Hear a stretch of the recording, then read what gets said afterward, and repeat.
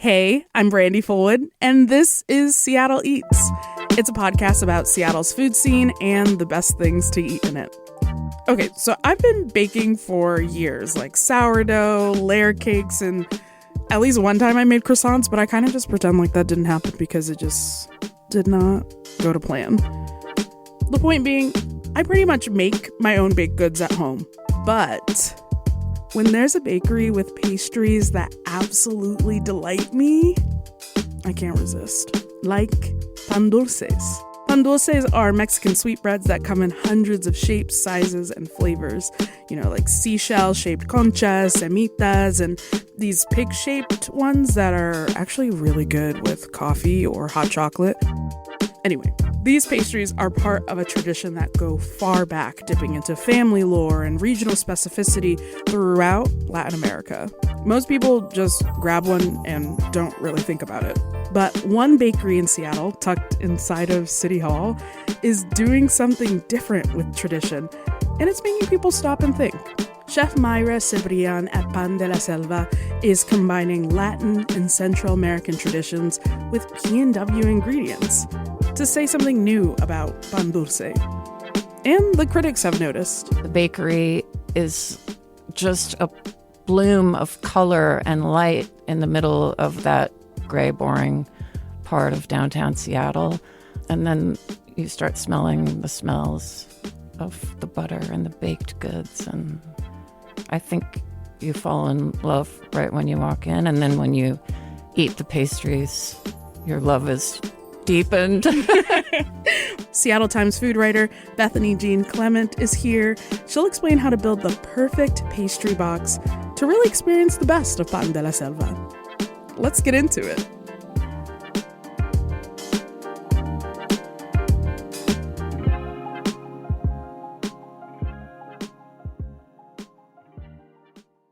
Hey Seattle, have you eaten yet? What about some perfectly pillowy pastries? With so many pastries to choose from, how do you decide which ones to get? Seattle Times food writer Bethany Jean Clement is here to tell us about a panaderia inside of City Hall that you must try. Hey Bethany, thanks for coming in. Hi, thank you so much. I'm so delighted to be here and talk about baked goods. Oh, me too. And I think this is so fun because the last time I saw you, we were actually having pastries together. So we did. You chose because you're a good chooser. Oh, thank you. Yeah, we're building a solid foundation in friendship on butter. Butter, flour. Well, to give a little introduction about you, your coverage for the Seattle Times has a great range from fine dining coverage, you know, about canless to slightly overlooked lunch spots with really great soup. But Pan de la Selva has your eye right now. Yeah, it has more than my eye. It's got my full attention. Mm-hmm. And honestly, reading this piece, I felt like I could smell the bakery, you know, the orange zest, the blackberries, the tender brioche, even the cinnamon from the Café de Olla. Thank you. I try to bring it. There's so much affection in your writing, and it made me wonder, was that there from the moment you walked in? Like, what did it feel like stepping inside? It was there from before the moment I walked in, actually. You see this place in this sort of gray, dull stretch of 4th Avenue downtown. It looks like a literal gift on the corner. You can see into it. There are plants, there are bright colors. It's alluring, it's fun, and it's the only thing like that anywhere around there. It's tucked in the corner of City Hall. Mayra Cibrian is in residency there, and the bakery is just a bloom of color and light. And then you walk in, and she calls herself a maximalist, and she's just filling the place with music and color and art by local Central and Latin American artists. And then you start smelling the smells of the butter and the baked goods. And I think you fall in love right when you walk in. And then when you eat the pastries, your love is deepened. So this place is inside of City Hall, which I do love. In my hometown, we had a hot dog stand outside of our municipal offices, so it's nice to hear that this gorgeous experimental bakery is in there.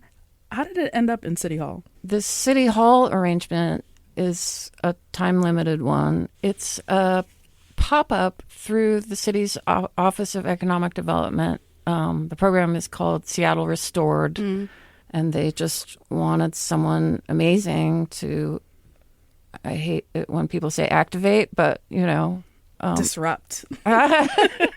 to make that space really full of life and color. And she also is using it as a showcase for local artists who are of Latin American and Central American heritage. So there's jewelry, there's ceramics, there's visual art, and it's just a really neat space. She got extended because people are so loving it, and it is now set to go through July 15th. And after that, we'll find out what happens next. Okay, so time is ticking to try this place.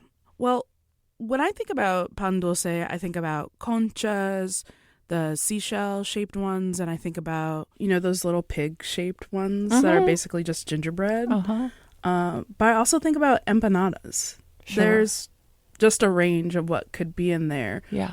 There's all kinds of different ones, each more beautiful than the last. They're savory, they're sweet, it's complex, and there are layers of flavor. And the technique is just super dialed in on everything. The one that will catch your eye instantly is her canela roll. And that's a big, buxom, if I may use the word, cinnamon roll, plump. And it is covered, kind of inundated with this beautiful, sticky, purple, sweet potato cream cheese frosting.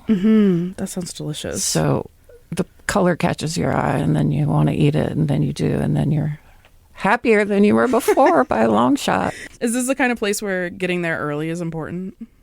It can be. I was going to bring you a canela roll today, and someone came in and bought all of them, apparently, right before I got there. This is also an issue that we have on the Ave. We have the bakery we went to around the corner. Yeah. And you walk in by 2 p.m. and everything is gone, and they say, so-and-so from KUOW bought everything. Right. So that's what you get for telling people that things exist. Right. But no gatekeeping. No gatekeeping. People should try new things. I believe me, there are times when I want to gatekeep so badly, but no. Another one that really caught my eye is her samita that I brought for us today with the guava and the apple. I love a lattice-topped pastry because you feel like you're getting a peek of the sweet stuff inside. It's just beautiful. Her father is from El Salvador, and it's a Salvadorian style pastry. So hers is guava, which nods to her heritage, and then she also puts local apple in it. And it's got a beautiful lattice pastry work on top. I love guava, but I feel like guava can also get a little bit overwhelming. Sure. The sweetness for me. And the apple really sort of tempers it. And it's also representative of what she likes to do in bringing her cultures of Mexico and El Salvador together with both ingredients from Latin and Central America and ingredients from right here in the Pacific Northwest and Eastern Washington, hence the apples. Yeah, right, because the case is built out with what might look like classics, if you're familiar with pan dulces, but Chef Myra is experimenting with flavors. It sounds like she just has a say yes to everything kind of attitude.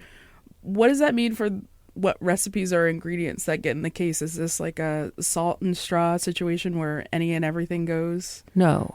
Okay. No, not a salt and straw situation. Seasonal for the local stuff. You might find blackberry in there in season. You might find rhubarb. Peaches in our summertime when the peaches from Eastern Washington are just dripping with juice and you have to eat them over the sink. Mm-hmm. And she'll mix that with tropical fruits and the results are just, it's kind of next level stuff.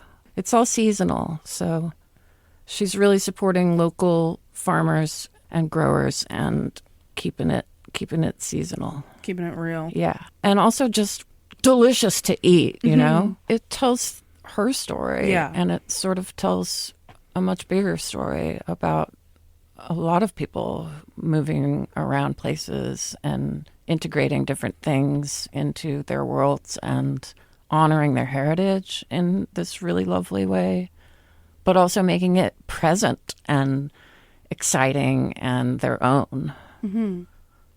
I think it's really beautiful to be able to celebrate and bring in other flavors to things that might seem like tradition in order to say something else. Yeah.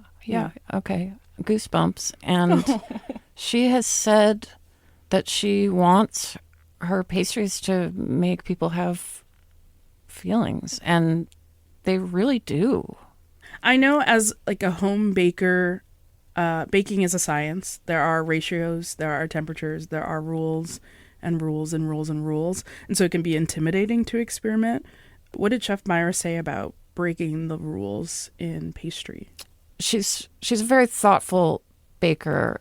She is creative, but she really seems to want to dial in complex flavors so that they're in balance and everything just tastes delightful. It's not stunty, you know what I'm saying? Yeah, it's not like a rainbow concha. There is one of those. Oh. She has like a funfetti concha, and it's really fun and cute to look at, but also really reflects her seriousness about baking and making it just delicious. Well, it's like a nostalgia. Exactly. I'm pro funfetti. It's fun and it's confetti and you can eat it. Yeah. I mean, everything is right with that. It's sugar sprinkles. Yes. Yeah. And when you're at City Hall, you need some color and some fun and deliciousness. Yeah. I do think there's something really striking about this location being in City Hall, just because even in the last few weeks there have been vigils and protests. What does the location of Pan de la Selva add to the story for you? Well, Myra is really rad, and I mean that in the true sense of the word. She's radical. She's donated profits from certain pastries to the Northwest Immigrant Rights Project. She does showcase a community of artists and artisans here and supports them through her space. Her pastries represent this cross-cultural, I guess I would call it a cross-pollination that is really, it feels important in a quiet way. There's also the happiness that what she's doing provides. And that feels pretty radical at a time like this, too, that you can stop somewhere downtown and have this experience of light and color and super yummy pastries and music and maybe buy a necklace or something. Yeah. And she's like a bright spot for the neighborhood and the moment. Absolutely. Exactly. Yeah. I know there's a habit, though, when you go to a bakery to get the most familiar thing. It can be really challenging not to just get what you're used to. But you've brought in 3 standout pastries that you should definitely pick up. I actually can see the colors from far away. Can you into smell this it box. yet? Because it's right up in my face and I'm very hungry. I'm so jealous of your perfume cloud over there. Should we try and cut up a few and taste and discuss? Yes, we should. That would be the smart way to do it. So, pastry number 1, looks like we're going to try the semita. Yes. I would not skip the Salvadorian style semita.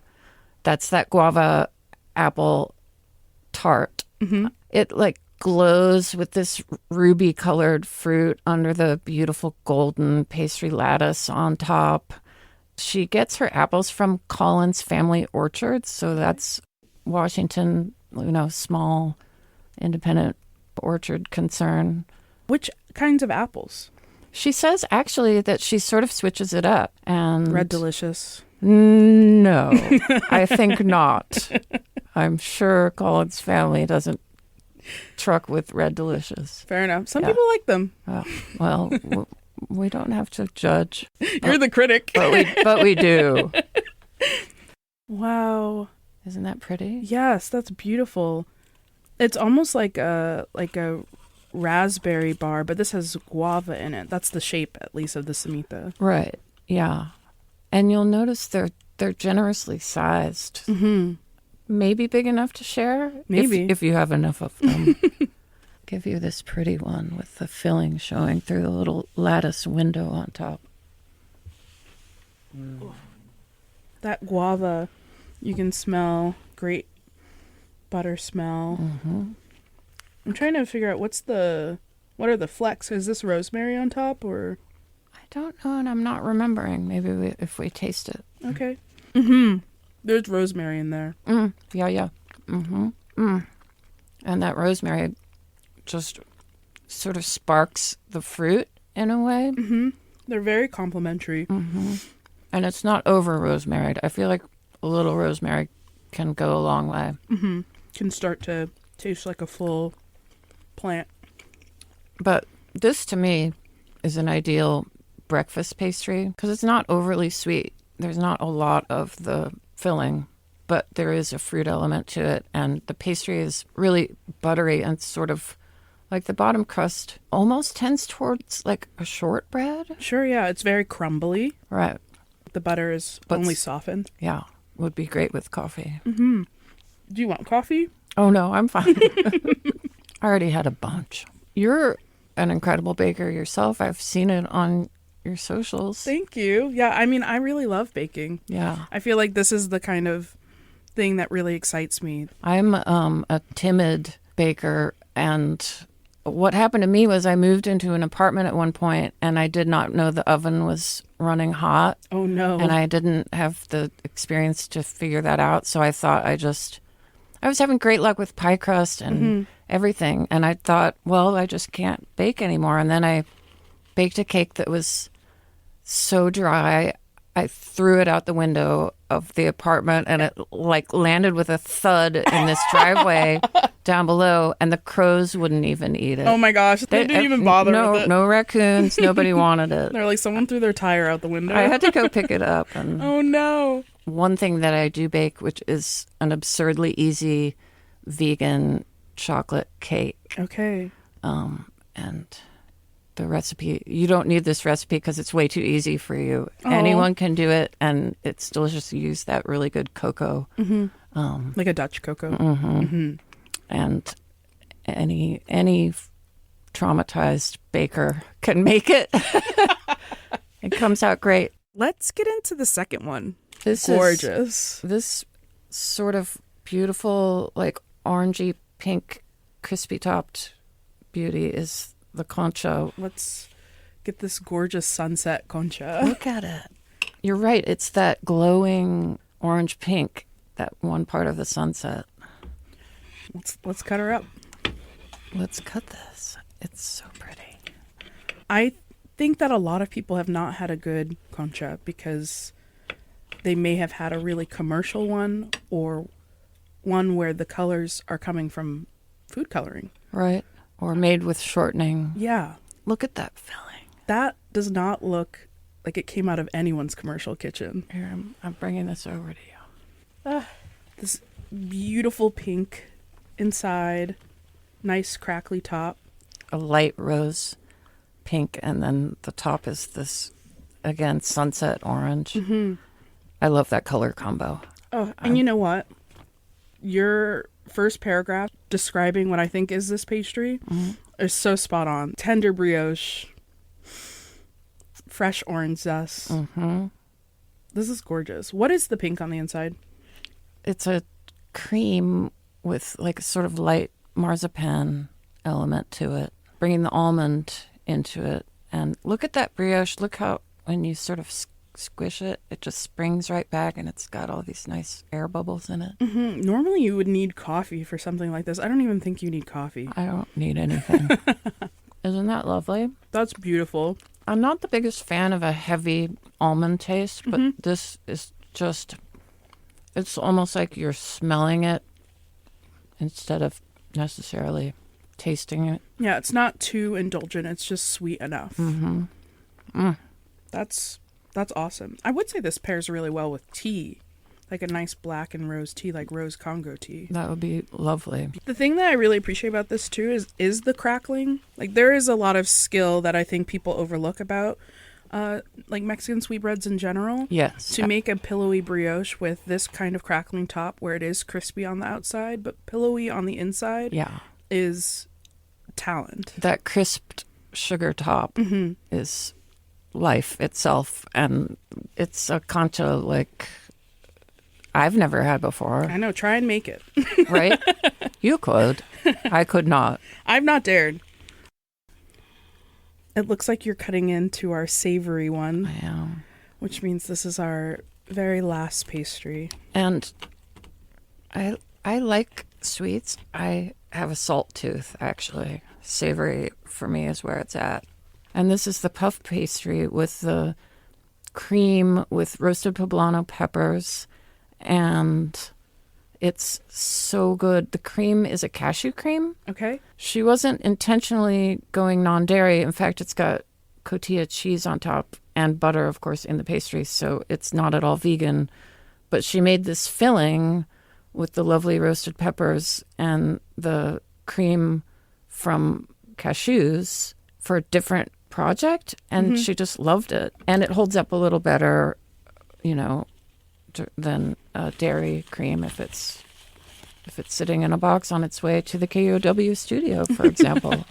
Look at how pretty this is. The corn kernels, like those add a little element of sweetness. And here, let's try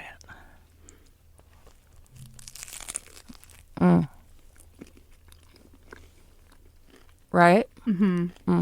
Tiny hint of spicy heat. Just works really well together with cream and cheese and the sweetness of the corn kernels, and then the little ting of heat from the poblanos. And the cashew cream is like luxurious, and it tastes like comfort food to me. A really good soup somehow distilled into like this creamy filling, and it's just really good. This is the perfect way to have a soup like that because personally, I'm not a fan of like baby food soup, but I love that there's texture in here, right? And it's inside of this beautiful crispy pastry.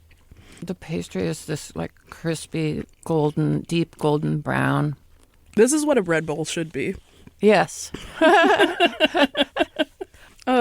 Right? I'm getting it all over my elbows.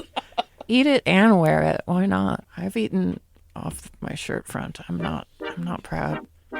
Bethany Jean Clement is a food writer for the Seattle Times. Thank you, Bethany, for joining us today and bringing all of these beautiful pastries. We'll have to build more with butter. Yes. Always more butter. Every week, you press play on Seattle Eats to learn something new about the Seattle food scene and the best things to eat in it. Think back to the episodes that stuck with you. Maybe it was learning about the best happy hours in town, how to elevate your instant ramen game. We're here every week because we are powered by an entire newsroom of local journalists following stories across the city. Everything you hear on KUOW, this and every podcast, every article, every newsletter, every community event relies on the support of our community. This week, it's KUOW's Spring Fundraising Drive. It's a time every year where we go on air and yes, on podcasts to celebrate the generosity that keeps KUOW running. Public support has always been the backbone of public media. Today, I'm inviting you to join KUOW as a donor to power this podcast and local news by making a gift. Giving now is a way to pay it forward in your community, ensuring everyone, not just those who can afford it, has access to high-quality news. Whether it's $5, $10, or $20 a month, your support helps us dig deep, ask tough questions, and spotlight local news issues that matter. And to sweeten the deal, donate $15 a month this week to select a limited edition tote bag with a zipper and original ferry commuter artwork from Hillary Lee, or a pair of KUOW socks. You can relax and put your feet up knowing you did your part to support this podcast and KUOW. All you have to do to get started is tap the link in our show notes or visit KUOW.org to make a gift. Thank you for supporting Seattle Eats. That's it for today. Seattle Eats is hosted by me, Brandi Fullwood, and you can get in touch with me at seattleeats@KUOW.org. The show is produced by me and edited by Jim Gates. Seattle Eats is a proud member of the NPR network. You can find more and support the show at KUOW.org/eats. And all of that's in the description of the show. If you like our show, give us a rating. It really helps. Alrighty, talk soon.